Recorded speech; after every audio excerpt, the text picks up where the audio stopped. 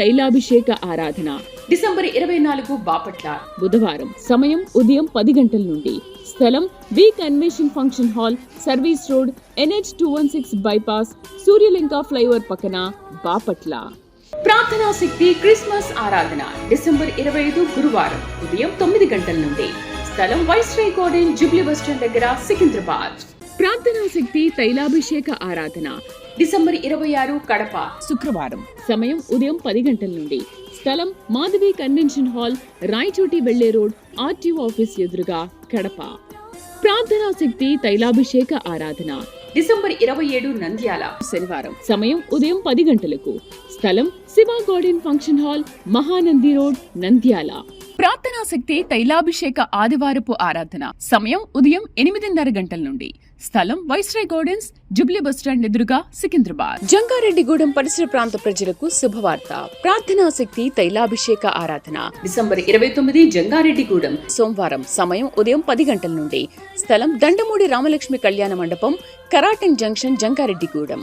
ప్రార్థనా శక్తి తైలాభిషేక ఆరాధన డిసెంబర్ 30 ఖమ్మం, మంగళవారం. సమయం ఉదయం 8 గంటల నుండి. స్థలం SR గార్డెన్స్, ఈనాడు ఆఫీస్, వైరా రోడ్, వెలుగుమట్ల, ఖమ్మం. ప్రార్థనా శక్తి వాచ్ నైట్ సర్వీస్ డిసెంబర్ 31 బుధవారం రాత్రి 9 గంటల నుండి. స్థలం NRC గార్డెన్, పిల్ల నంబర్ 843, ముసాపేట్, కుకట్పల్లి. యేసయ్య నామములో మీకు వందనాలు తెలియపరుస్తా ఉన్నాను. ఈ దినం కొరకు దేవుడు సిద్ధపరిచిన వాగ్దానాన్ని మనం స్వాధీనపరచుకుందాం. పరిశుద్ధ గ్రంథంలో నుండి యోబు గ్రంథము 22వ అధ్యాయము 28వ వచనం ద్వారా దేవుడు మీ కుటుంబాన్ని దర్శిస్తూ ఉన్నారు. యోబు గ్రంథం, జోబ్ చాప్టర్ 22 వర్స్ 28లో థర్డ్ లైన్ అండర్లైన్ చేసుకోండి. నీ మార్గముల మీద వెలుగు ప్రకాశించును, నీ మార్గముల మీద వెలుగు ప్రకాశించును. దేవుడు పరలోకము నుండి ఈ యొక్క ప్రార్థనా శక్తి అనే ప్రోగ్రాం ద్వారా దేవుడు బలమైన మాటను మీకు అందజేయుచున్నారు. ఏంటంటే, నీ మార్గముల మీద వెలుగు ప్రకాశించును. నువ్వు ఆలోచన చేసే పని మీద అది ఏమవుతుంది, ఎలా అవుతుంది, అది విజయము సాధిస్తానా, నేను తీసుకునే నిర్ణయం కరెక్టా కాదా అని ఎన్నో ఆలోచనలు చేస్తూ ఉన్నావు. దేవుడు ఈ దినము నీతో మాట్లాడుతున్న మాట ఏంటంటే, నీవు యోచన చేసే దాని మీద ఏ పని అనుకుని ముందుకెళ్ళాలని ఆలోచిస్తున్నావో, లేకపోతే ప్రయాణంలో ఉన్నావేమో, లేదా ఒక నిర్ణయం తీసుకుని కొంత దూరం ప్రయాణం చేసిన తర్వాత నేను వెళ్ళటం కరెక్టా కాదా, లేకపోతే నేను వెళ్ళి శుభం చేసుకోవటం మంచిదా కాదా, నాకు ఎందుకో అనుమానంగా ఉంది, లేకపోతే నాకు రెండు మనసులు నాలో ఉన్నాయి, రెండు రకాలుగా ఆలోచిస్తున్నాను, ఏ నిర్ణయం తీసుకోవాలి, నేను అది మంచిదా చెడ్డదా, వెళ్తే విజయం సాధిస్తానా సాధించనా అని అనుకుంటున్నావు కదా. అందుకనే దేవుడు నీ మనసును గ్రహించి ఈ దినము నీకు ఇస్తున్న మాట ఏంటంటే, నీవు వెళ్ళే మార్గం మీద ఆయన వెలుగు ప్రకాశిస్తుంది అన్నారు. అంటే నీవు తీసుకునే నిర్ణయానికి దేవుని వెలుగుని తోడుగా ఉందని. అంటే నువ్వు వెళ్ళేటువంటి ప్రయాణంలో ఏ పనైనా పూనుకుని ఆలోచన చేస్తున్న సమయంలో ఉన్నావేమో. అందుకనే ప్రతి ఒక్క ఆలోచనను దేవుడు స్థిరపరుస్తున్నానని మాట ఇచ్చారు. కనుక నువ్వు వెనక్కి తిరిగి చూడవలసిన పని లేదు. ముందుకెళ్ళి జయము పొందుకుని దేవుని సాక్షిగా నువ్వు ఉంటావని ఆత్మ తెలియపరుస్తుంది. అందుకనే నీ మార్గముల మీద వెలుగు ప్రకాశిస్తుంది అని దేవుడు ఈ దినాన్ని వాగ్దానాన్ని ప్రకటిస్తూ ఉన్నారు. అది వ్యవసాయం అవ్వచ్చు, ఉద్యోగం అవ్వచ్చు, లేకపోతే వ్యాపారం అయినా, ఏదైనా నీ వ్యవస్థలో నువ్వే పనిలో ముందుకెళ్తున్నా దేవుడు వెలుగు దాని మీద ఉంది, జయం అవుతుందని దేవుడు తెలియపరిచారు. ఆత్మనికి తోడైండును గాక. God bless you. యేసయ్య మిమ్మల్ని దీవించును గాక. యేసయ్య మిమ్మల్ని ఆశీర్వదించును గాక. కృప మీకు తోడైండును గాక. మన జీవితంలో అనుదినము క్రీస్తుని ఆరాధిస్తూనే ఉన్నాం. ఆమేన్. ప్రియులరా, మరి యేసు ప్రభు వారు జన్మించింది ఎందుకంటే అనేక రకాల బంధకాల నుండి విడుదల చేయటానికి మనల్ని ఆయన కుమారుడిగా భూలోకానికి వచ్చి ఉన్నాడు. హల్లెలూయా. యేసు ప్రభు వారు జన్మించిన ఊరు వెళ్ళాను నేను. మరియమ్మ గారి ఇంటికి వెళ్ళాను. మరియమ్మ గారి ఇల్లు ఇప్పటికి ఉంది. నజరేతు ముమ్మారు దర్శించాను. నేను ఇజ్రాయేల్ దేశాన్ని 3 సమయాలు వెళ్ళాను. యేసు ప్రభు వారిని కన్న తల్లి ఊరు పేరు నజరేత్ వెళ్ళాను. చూడండి, అక్కడ మరియమ్మ గారి ఇల్లు మీకు వీడియో చూపిస్తున్నాను చూడండి. ఇప్పటికీ ప్రపంచంలో 4 మూల నుంచి ప్రజలు వెళ్తూ ఉన్నారు. మరియమ్మ గారి ఇల్లు నజరేతులో ఒక కొండ గుహలో ఉందన్నమాట. ఆ చిన్న గుహది, ఆ గుహలో వారు కట్టుకున్న ఇల్లది. ఈరోజు దాన్ని కొంచెం జాగ్రత్త చేసి మంచిగా సిద్ధపరిచారు. అలాగే యోసేపు గారు ఇల్లు కూడా అక్కడే ఉంది. మరియమ్మ గారు పెళ్లి చేసుకున్నటువంటి ఆ భర్త అయినటువంటి యోసేపు మరి ప్రధానమైంది. మరియమ్మ గారికి వివాహం జరగలేదు, అప్పటికి నిశ్చితార్థమైంది, ప్రధానం చేయబడ్డారు. మరియమ్మ గారి ఇంటికి ఇది యోసేపు ఇల్లు. బాగా చూడండి, ఆ యోసేపు ఇంటి దగ్గర ఆ మెట్టులాగా ఉంది చూసారా, అక్కడ యోసేపు పండుకున్నాడు. ఎందుకు పండుకున్నాడంటే, ఈ మరియమ్మ గారు గర్భం ధరించింది. ఊర్లో ఉన్న వాళ్ళందరూ చెప్తున్నారు, నీకు ఎంగేజ్మెంట్ అయింది కదా, నువ్వు ప్రదానం చేయించుకున్నావు కదా, ఆ అమ్మాయి గర్భం ధరించిందంటే ఇది ఎంత భయంకరమైన అవమానం, ఇది నేను తలెత్తుకోలేను, ఈ అవమానాన్ని నేను విడిచిపెట్టేయాలనుకున్నాడు యోసేపు. విడిచిపెట్టేయాలని ఆ దిమ్మ మీద అలా పండుకున్నాడు. పండుకుంటే ఆ రాత్రి దేవుని దూత ఆయన దగ్గరికి వెళ్ళి, ఓ యోసేపు, యోసేపు, మరియా పరిశుద్ధ ఆత్మ వలన గర్భం ధరించింది, మరియ గర్భంలో రక్షకుడు జన్మిస్తున్నాడని చెప్పినప్పుడు యోసేపు వెంటనే ఆయన అనుమానం అంతా పోయి, అవమానము కాదు ఇది ఒక గొప్ప ఆశీర్వాదము, ఈ యొక్క ఆశీర్వాదములో మొదటి భాగము దేవుడు నాకు ఇచ్చాడని మరి మరియ గర్భం ధరించిన విషయము దేవుని దూత చెప్పిన తర్వాత యోసేపు మరియ ఇంటికి వెళ్ళాడు. అదొక చిన్న కుగ్రామం. దగ్గర ఆ రోజుల్లో 20-25 కుటుంబాలు వారందరూ కలిసి ఒక కాలనీగా ఉన్నారు అక్కడ, చిన్న గూడెం. ఇప్పుడు కొంచెం డెవలప్ అయింది.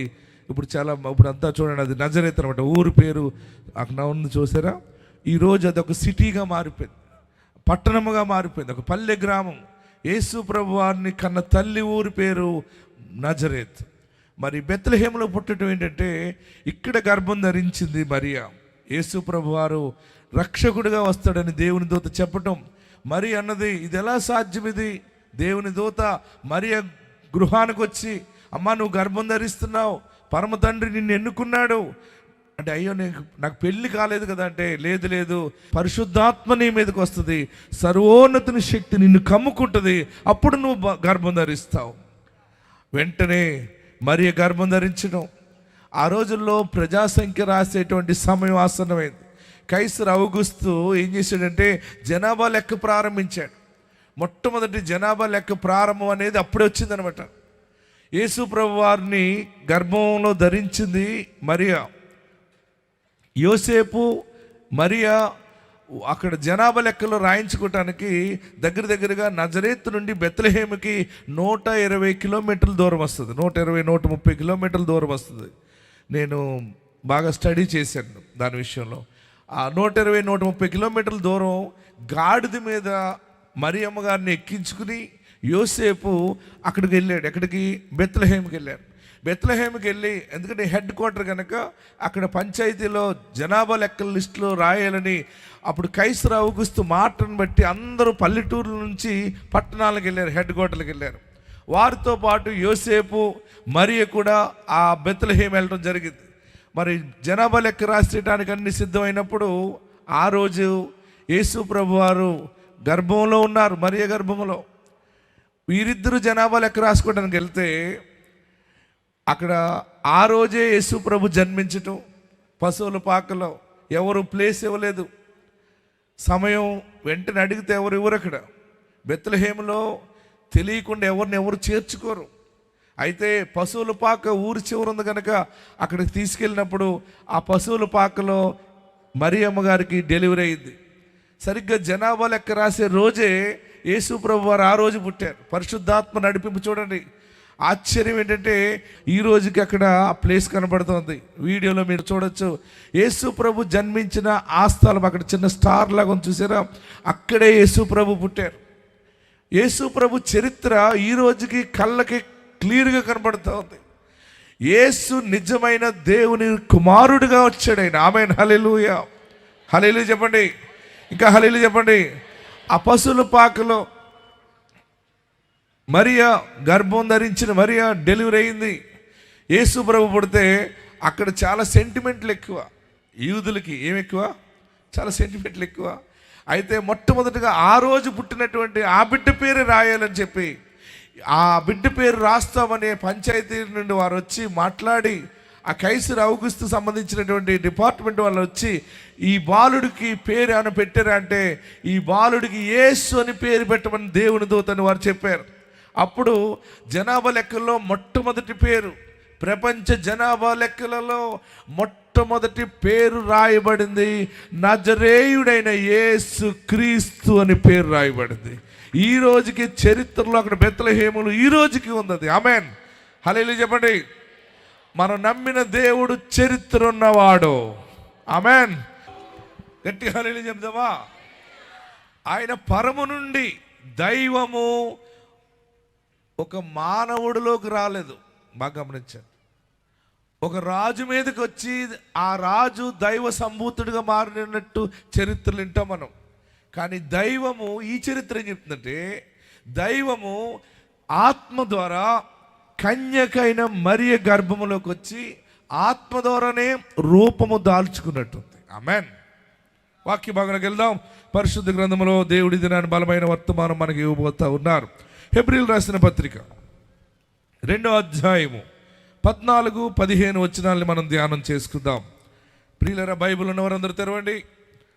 హెబ్రీయులు రాసిన పత్రిక Hebrews chapter 2 verse 14-15 చదువుకుంటే చాలా బలమైన విషయాలు మనకు కనబడుతున్నాయి. ఎస్, కాబట్టి ఆ పిల్లలు రక్త మాంసములు గలవారైనందున ఆ ప్రకారమే మరణము యొక్క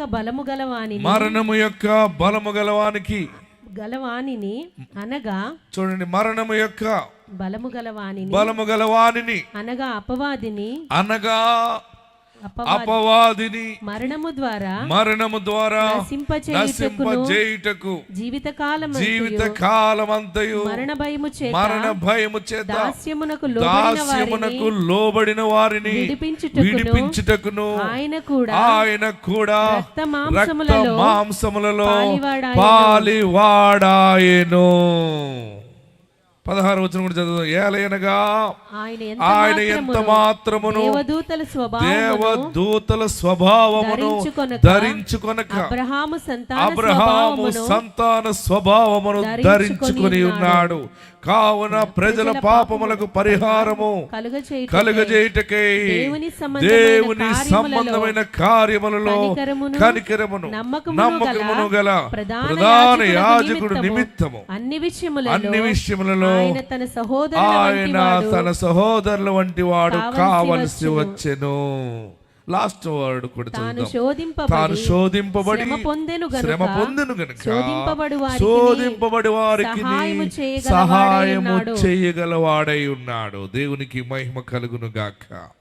ప్రియులరా, ఈరోజు క్రిస్మస్ సందేశములో పరిశుద్ధాత్ముడు మనకిస్తున్న బలమైనటువంటి ఆశీర్వాద వాగ్దానం ఏంటంటే మనకు అక్కడ కనబడుతుంది 15వ వచనంలో, ఆ ప్రకారమే మరణము యొక్క బలము గలవానిని అనగా అపవాదిని మరణము ద్వారా నశింపజేయుటకును. బాగా గమనించండి, మరణము ద్వారా నశింపజేయుటకును జీవితకాలమంతయు మరణ భయము చేత దాస్యమునకు లోబడిన వారిని విడిపించుటకు ఆయన కూడా రక్త మాంసములలో పాలివాడాయెను. యేసు క్రీస్తు నరవతారిగా ఎందుకు వచ్చారంటే ఆయన కూడా మనలాగే రక్త మాంసములు గలవాడుగా రావాలి. ఎక్కడో వెలుగటం, ఎక్కడో సడన్గా రావటం, లేకపోతే వేరే రూపంలో రావటం, దర్శనం ఇవ్వటం ప్రజలు చేర్చుకోలేరు. ఒక పెద్ద పులిలాగా వచ్చి మాట్లాడుతూ ఉన్నాడు అనుకోండి, దేవుడు పెద్ద పులి దగ్గరికి వెళ్తారు ఎవరైనా? ఏ యానిమల్ రూపంలో అయినా, ఏ మనుషుడు సడన్గా నేను దేవుడిని అయ్యానని చెప్పి ఏదైనా చెప్తే నమ్ముతామా? మానవులకు మానవత్వము నేర్పాలని, మానవుడు పాపములో పుట్టి పాపములో పెరిగిన మానవ జాతికి ఈ పాపము ద్వారా వచ్చిన జీతము మానవుడు అనుభవిస్తున్నాడు. ఏంటంటే పాపమునకు వచ్చి జీతము మరణము. బాగా గమనించండి, ఈ మరణ భయము ప్రతి ఒక్కరి జీవితంలో ఏలుబడి చేస్తూ ఉంది. అయితే గొప్ప అద్భుతం ఏంటంటే మరణ భయము ప్రతి ఒక్కరిని పీడిస్తూ ఉంది. ఏ మనిషికి నెమ్మది లేదు, ఏ మనిషికి శాంతి లేదు. శాంతి లేని మనకి ప్రశాంతతనివ్వటానికి, పరలోక రాజ్యాన్ని ఇవ్వటానికి, పాపము మన మీద ఏలుబడి చేయకుండా దాన్ని కొట్టివేయటానికి దైవమే రక్త మాంసములలో మన రూపములోనే, మానవ రూపములో ఆయన పాలివాడిగా అయి ఉన్నాడు. ఆయన దైవము దేవదూతల రూపము దాల్చుకోలేదు, ఆయన వేరే రూపము దాల్చుకోలేదు. ఆయన తగ్గించుకుని లోకమును ఆయన ప్రేమించారు గనుక, పరమ తండ్రి లోకమును ప్రేమించినందుకు పరమ తండ్రి తన కుమారుణ్ణి లోకానికి ఇచ్చి ఉన్నాడు. యేసు ప్రభు వారు రక్త మాంసములలో పాలివాడైంది. ఎందుకంటే మనల్ని మరణ భయము నుండి, దాస్యము నుండి విడిపించటానికి యేసు ప్రభు భూలోకానికి వచ్చి ఉన్నారు. అందుకనే యేసు ప్రభు వారు సిలువ వేయబడ్డారు. అందుకనే యేసు ప్రభు వారు రక్తాన్ని కార్చారు. ఆయన పరిశుద్ధుడు గనుక ఆ పరిశుద్ధ రక్తము చిందించాడు గనుకనే మన మానవాళి పాపమంతా కూడా యేసు రక్తములో కొట్టివేయబడింది. మనల్ని ఆయన నీతిమంతులుగా తీర్చిదిద్ది ఉన్నాడు. నమ్మిన వారందరూ కూడా గట్టిగా రెండు చేతులు పైకెత్తి గట్టిగా చప్పటి కొట్టి ప్రభువుని స్తుతిద్దాం. ఎవరైతే యేసు నా కొరకు సిలువ వేయబడ్డాడని, యేసు నా కొరకు రక్తము కార్చారని, ఆ రక్తం ద్వారా నా పాపాలు కడిగి వేయబడినని ఎవరు నమ్ముతారో వారికి భూలోక భాగ్యము, పరలోక మోక్షము ఆయన అనుగ్రహిస్తాడు. ఆమేన్. గట్టిగా హల్లెలూయా చెప్పండి. ఈరోజు శుభవార్త ఏంటంటే మీ జీవితంలో, నా జీవితంలో ఉన్న మరణ భయము, దాస్యము నుండి దేవుడు మరొకసారి నిన్ను విడుదల చేస్తా ఉన్నాడు. దేవుని కృప ద్వారా మరణము నీకు దూరం అవుతుంది. చాలామంది జీవితంలో అనుకున్నది జరగకపోతే చనిపోవాలని, ప్రేమించినవాడు మాటిచ్చి తప్పుకుంటే చనిపోవాలని, అప్పులు ఎక్కువైపోతే అప్పులు వాళ్ళు అడుగుతూ ఉంటే ఏమనిపిస్తుంది చెప్పాలి? చనిపోవాలి. లేని నింద ఎవరైనా మన మీద వేస్తే నేను బ్రతకకూడదు. ఎక్కడైనా మాట బోటుపోతే, అనుకున్నది జరగకపోతే, విలువ పోతే, సమస్యలు ఎక్కువైపోతే అందరినీ ఏమి ఏలుబడి చేస్తుంది చెప్పాలి? మరణము, మరణ భయము. మనమందరం దేనికి దాసులుగా ఉన్నాం? దేనికి దాస్యులుగా ఉన్నామో అక్కడ కనబడుతూ ఉంది. చదవండి 15. ఆ ప్రకారమే మరణం యొక్క బలము గల వానిని, అనగా అపవాదిని, మరణము ద్వారా బాగా గమనించండి. యేసు క్రీస్తు శుభవార్త ఏంటంటే నీ మీద ఏలుబడి చేస్తున్న అపవాది, వాడు నిన్ను చనిపో, సూసైడ్ చేసుకో, గోదావరిలోకి దూకే, సముద్రంలోకి దూకే, తల బాదుకుని చనిపో, ఇలాగ దుష్టుడు ప్రేరేపిస్తూ ఉంటాడు. ఏదైనా పాయిజన్ తాగి చచ్చిపో, నువ్వు ఎందుకు బ్రతుకుతున్నావు? ఎందుకు నీకు ఈ బ్రతుకు? నీది ఒక బ్రతుకేనా? నీకు ఇంత అన్యాయం జరిగక ఎందుకు బ్రతుకుతున్నావు అని అపవాది నిన్ను ఎక్కువగా బాధ పెడుతున్నాడేమో. ఈరోజు ఈ క్రీస్తు ఆరాధనలో, క్రిస్మస్ ఆరాధనలో శుభవార్త ఏంటంటే నీ ఇంటి మీద ఏలుబడి చేస్తున్నటువంటి అపవాది నుండి నీకు విడుదల దేవుడు అనుగ్రహిస్తూ ఉన్నాడు. నీ బిడ్డ మీద ఏలుబడి చేస్తున్న దైవ శక్తి నుండి విడుదల కలగజేస్తూ ఉన్నాడు. నీ ఇంటిలో, నీ బిడ్డల మీద, నీ కుటుంబం మీద, నీ సమాజం మీద యేసు నామములో అపవాదిని తరిమి యేసు నామములో కొడతా ఉన్నాడు. ఆమేన్. మీరు భయపడకండి, మీరు భయపడకండి. మీ ఇంట్లో దేవుడు కార్యము జరిగించబోతా ఉన్నాడు. ఈ దినము ప్రత్యేకమైన కార్యము దేవుడు జరిగించబోతున్నాడు. ఇప్పుడే దేవుడు నీ జీవితంలో కార్యము జరిగించడం ప్రారంభించాడు. ఎంతగా బాధపడుతున్నావో, ఎంతగా ఆవేదన చెందుతున్నావో ఎవరికి చెప్పుకోలేక నీలో నువ్వు ఏడుస్తున్నావు కదా. నీ దుఃఖాన్ని దేవుడు చూశాడు.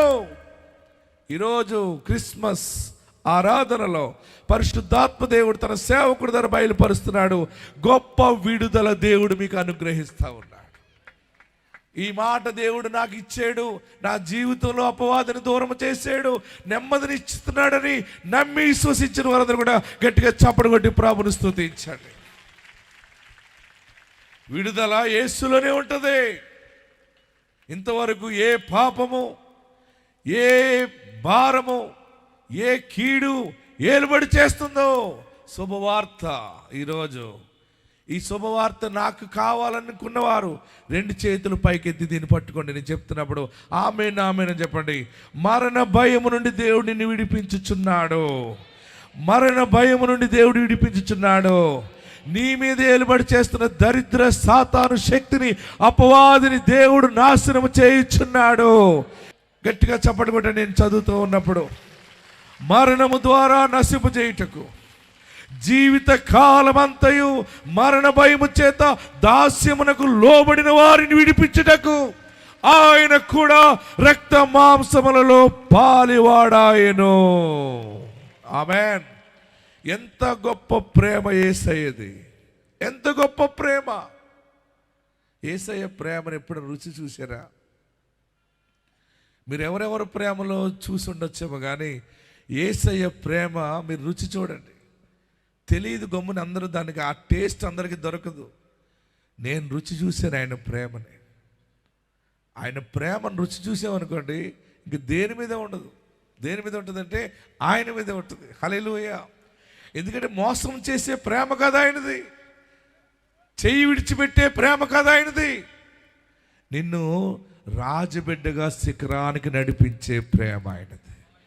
ఏ కీడు నీ మీద ఏలుబడి చేయకుండా సమస్త కీడుని దూరం చేసి పరిశుద్ధ దూతలను కాపలా పెట్టే గొప్ప ప్రేమ యేసు ప్రేమ. ఆమేన్.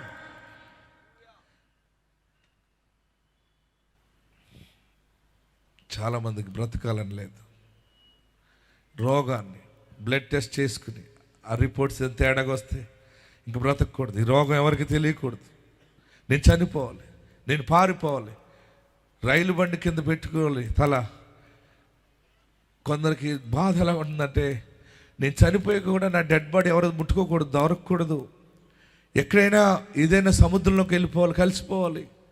చూడండి, అందరినీ, ప్రతి మనిషి పైకి చెప్పట్లే, అందరం బాగానే ఉన్నాం, కానీ అందరిలోని మరణ భయము వెంటాడుతూ ఉంది. భర్త ఏదైనా అంటే చనిపోతాను, తల్లి ఏదైనా అంటే చనిపోతాను, తండ్రి ఏదైనా భయం చెప్పిన, బిడ్డల భయం చెప్పిన, స్నేహితులు, శత్రువుల భయం, రకరకాల భయము. యేసుని గుండె నిండా చేర్చుకుంటే నీ భయము పోతుంది.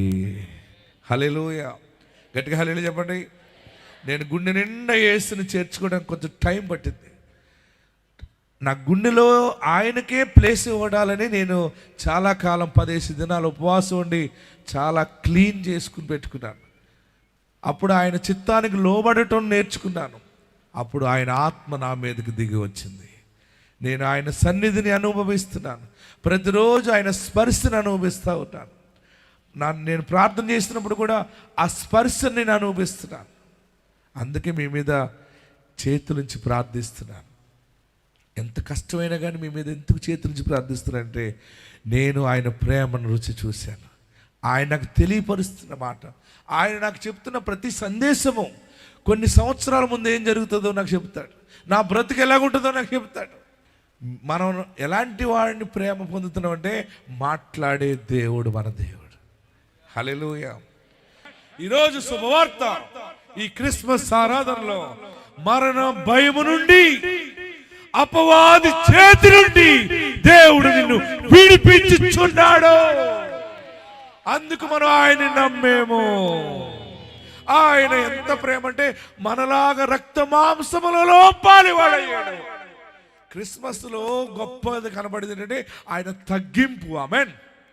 ఆయన మహాదేవుడై ఉండి, సృష్టికర్త అయి ఉండి, మానవ రూపములో భూలోకానికి వచ్చి మానవుల కొరకు రక్తాన్ని కార్చిన యేసయ్య. ఆయన రక్తం ద్వారా మన పాపములని కడిగివేయబడి, ఈరోజు శుభవార్త ఏంటంటే, నీకు ఇక మరణ భయం అనేది ఉండదు. ఇక నీకు అందరూ లేచి నిలబడదు. ఎక్కడున్నారు అక్కడ లేచి నిలబడి, నా భయాన్ని తొలగించేవు బాబు. నా బిడ్డ ఏమైపోతుందో ఈ రోగముతోటి, నా కుమారుడు ఏమైపోతాడని ఏడుస్తున్నాను, నా తల్లి ఏమైపోతుందో అని ఏడుస్తున్నానని ఏడ్చావు కదా. దేవుడు నీ తల్లిని దీర్ఘాయుష్మంతురాలుగా ఉంచుతున్నాడు. దేవుడు నీ తండ్రిని దీర్ఘాయుష్మంతుడిగా ఉంచుతున్నాడు. దేవుడు నీ భర్తని దీర్ఘాయుష్మంతుడిగా ఉంచుతున్నాడు. దేవుడు నీ భార్యని దీర్ఘాయుష్మంతురాలుగా ఉంచుతున్నాడు. నీ బిడ్డలని ఏ తెగులు నీ గుడారమును సమీపించదు, అపాయమేమీ రాదు. రెండు చేతులు పైకెత్తి, అయ్యా నా పాపాలు క్షమించు. ఎక్కడున్నవారు అక్కడే రెండు చేతులు పైకెత్తి హృదయపూర్వకంగా నువ్వు మాట్లాడు, క్షమించబడతావు. జీవ గ్రంథంలో మన పేరు రాయిస్తాడు ఆయన. నా పాపాలు క్షమించు, నా ఇంటి పాపాలు క్షమించు. తెలిసి చేసిన తెలియక చేసిన నువ్వు క్షమించేవాడువయ్యా.